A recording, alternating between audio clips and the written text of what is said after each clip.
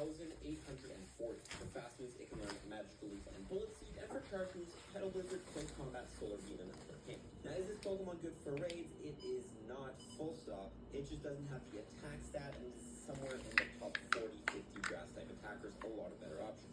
As far as PvP goes, again, unfortunately, this Pokemon not the best because it's more attack movement. Not only that, but it has 0 coverage and 3 of its 4 moves are literal nuke moves. So yes, you can make this Pokemon potentially work in PvP, but by no means is it going to be top meta or good. Might be good for some limited cups, but really not a Pokemon you need for your PvP team. And there's a bunch of better options for a grass type. With that out of the way, how do you take down Hisuian Lilligant? Well, the best Pokemon to use against Hisuian Lilligant will be flying type Pokemon because it is double weak to it, so it'll shred it. Once you defeat a Hisuian Lilligant, its 100% IV will be 1435 non-weather boosted and 1749 weather boosted in sunny or cloudy weather. The best counters are going to be Mega Rayquaza with Air Slash and Dragon Ascent, Mega Pidgeot with Gust and Brave Bird, and Enamorus Incarnate with Fairy Wind and Fly, Shadow Staraptor with Gust and Fly, Shadow Moltres with Wing Attack and Sky Attack, Moltres with Wing Attack and Sky Attack, and any flying type Pokemon you might have. Always below a full list of all the best flying type attackers. This Pokemon, very easy to take down. You can solo it easily with flying types, but of course the more people, the quicker it'll get destroyed. Now, you might already have a lot of Petal candies, but here are some candy tips on how to get even more. First of all, use Pineapple Berries or Silver Pineapple Berries on any Lilligants you catch during the event. Regular Pineapple Berries multiply catch candy by 2, and Silvers by 2.34. Also, remember to Mega Evolve a Pokemon to get more candy, XP, and XL candy for catching Pokemon of the same type. And do remember, in raids, candy's automatically boosted if you have a Mega Evolved, but XL candy isn't, so it's still important to Mega Evolve the correct type. The following Pokemon you can Mega Evolve to get more candy for Hisuian Lilligant during the day will be Mega Venusaur, Mega Heracross, Mega Sceptile, Mega Blaziken, Mega Medicham, Primal Groudon, Mega Lopti, Mega Lucario, or Mega Grenade. Since it is a Stage 1 Pokemon as well, with a Mega and a Pineapple Berry, you're getting 12 candies per catch. That is huge. Don't sleep on these tips. Now, remember, you can also trade away a Pokemon. Every time you trade away a Pokemon, you'll get 1 regular candy, but if the distance between where the 2 Pokemon were caught is over 100 kilometers, you'll get 3 candies and a guaranteed XL candy. Hisuian Lilligant candy, maybe not really worth trading for, but it is good to trade because IVs re-roll when you trade. So if you didn't get the Hundo Lilligant during the day, you and your friend can mirror trade a couple bad IV ones, potentially go lucky, and potentially get yourself a perfect IV through trading. Finally, go ahead and hold on to your Hisuian Lilligant if you have space until July 22nd, 6 to 7 p.m., which is really tough spot it out with the bonus of 2 times transfer candy, giving you 2 candies instead of 1 when you transfer your abilities. 1935 Platinum Medals go from level 48 to 49 in Pokemon Go. Which ones can we work on during this event? Of course, your Gardener Medal, catch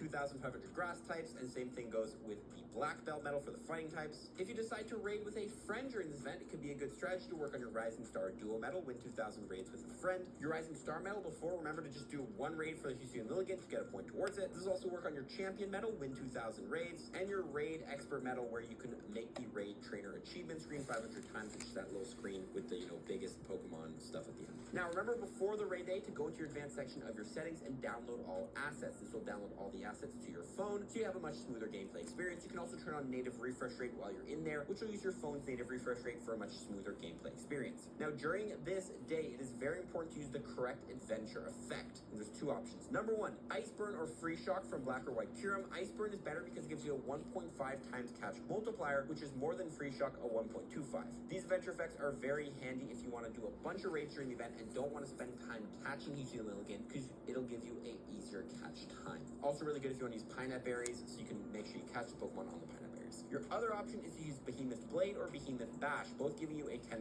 attack or defense boost respectively in raids. It's a very easy Pokemon to take down, so I don't think you're going to need the extra firepower with these adventure effects. I would stick with the first one, but if you're a small group and you want to bang out a bunch of raids, consider using one of those. Now, as I mentioned, save your daily raid pass the day before. This event is on July 12th, Saturday, so on Friday, July 11th, do not use your raid pass. Hold onto your orange raid pass, and then that will bring it over into the next day. So when the next day does come, you have 1 extra raid pass from the day before to use and do 7 free Hisuian Lilligant raids, which you can actually make 8 for free.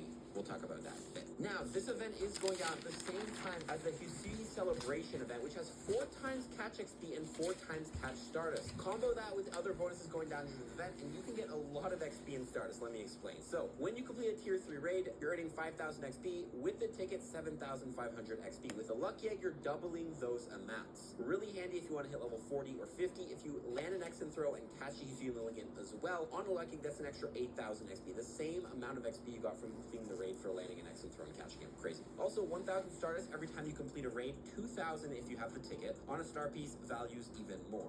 Then again, when you catch EC and Lilligant, you're going to be getting 600 Stardust on a star piece per catch. Overall, as you can see, using star pieces and lucky eggs is not a bad idea during this event because you're going to be stacking in the XP and the Stardust. So what is the best way to do it? Well, it's through party play. And I've talked about this 1,000 times. If you've never heard it, listen up. If you use lucky egg on yourself, you'll get 30 minutes of lucky egg. But if you party up with 4 friends and use lucky egg, everybody gets 15 minutes, doubling the value of your lucky egg. So if you and 4 friends can team up, use 4 star pieces and 4 lucky eggs all at the same time, everybody in that party is going to get 4 hours of lucky egg and 4 hours of star piece. If you used 4 on yourself, you're only getting 2 hours, double value. So if you're going to play this event, I guess you only need to use 3 because you only need the 3 hours. Consider partying up with your friend and doubling the value of your premium items if you have them. Now remember, if you're working on hyper trading in Pokemon Go, for the attack IVs, a lot of the tasks you need to win raids. So consider going ahead and playing this event if you're working on hyper training a Pokemon where you have to win raids with it in your party. Go ahead and set a party with it, swipe over, and win those raids to work on it, hyper training your attack IVs. But not only that, if you're working on hitting level 50 in Pokemon Go, this event isn't bad either. First of all, for level 42, you need to use 200 super effective charge attacks. This event is perfect because you're going to be doing so many raids, so many charge attacks. Also, level 46, you need to win a 3-star raid boss only using 1500 CP Pokemon or less. Super easy to complete during this raid day. You can just tag along to anybody else's raid. You can probably even do it like legit if you just want to solo it by yourself with 1500. But anyway, super easy to do. Finally, remember I told you you can get an extra free raid pass? Well, that's through playing at a community ambassador meetup. If you go on Campfire, sort by meetups, look for the ones hosted by a community ambassador. If you go to those meetups and you check in those meetups, you will get a free timed research. That will have the task: use 12 berries to help catch Pokemon for 2 Pineapple berries, win 2 raids for 5,000 XP, use 3 super effective charge attacks for 5,000 Stardust, and that will get you 1 free premium battle pass, which you don't have to use on Lilligant. You could hold on to it to use on Solgaleo if you want. Guys,